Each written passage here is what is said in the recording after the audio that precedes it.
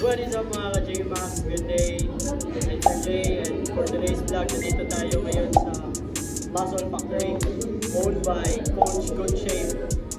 So, nandito tayo ngayon mga ka-J-Max para sa workout natin. So, ang workout natin ngayon is back workout.